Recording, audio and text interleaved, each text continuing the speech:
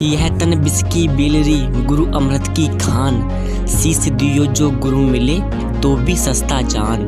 नीम पंक्तियों में कबीर जी शिष्य की तुलना बिस्की बेल से करते हैं और गुरु को अमृत की खान की उपाधि प्रदान कर उनका परिचय देते हैं। वे कहते हैं कि गुरु का ज्ञान और उसकी महिमा इतनी निराली, इतनी बेशकीमती है कि अगर शिष्य अपना शीश कलम करके भी गुरु के चरणों में रख दे तो भी एक बहुत ही सस्ता सौदा कहलाया जाएगा।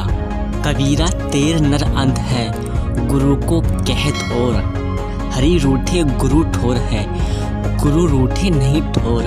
कबीर दास जी कहते हैं कि महज अंधे और मूर्ख हैं वे लोग जो गुरु की असीम महिमा को समझ नहीं पाते हैं।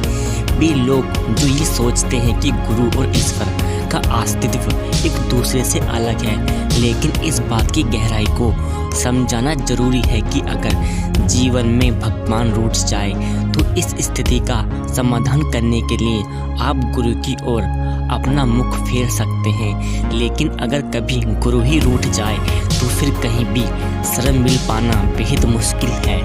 सब धरती कागज करूं लेखनी सब बनराए, साथ समुद्र की मसी करूं गुरु गुण लिखाना जाए।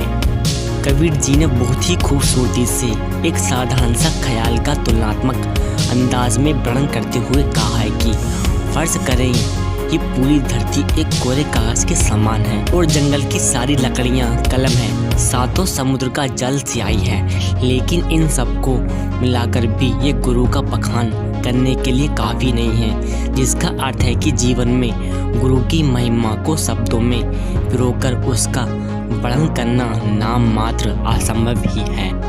गुरु पारस को अंतरो जानत है सब संत, वह लोहा कंचन करे ये करी ले मेहनत।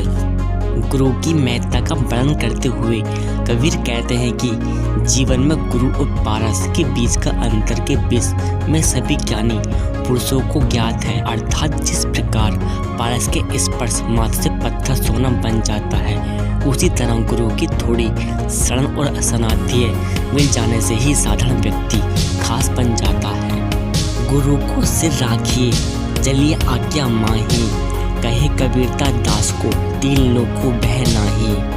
कबीर कहते हैं कि गुरु की आज्ञा को सिर आंखों पर रखना चाहिए और उनका पालन करना चाहिए। जीवन में ऐसा कर लेने से शिष्य या भक्त को जीवन में तीनों लोकों में से किसी का भी भय नहीं रह जाएगा।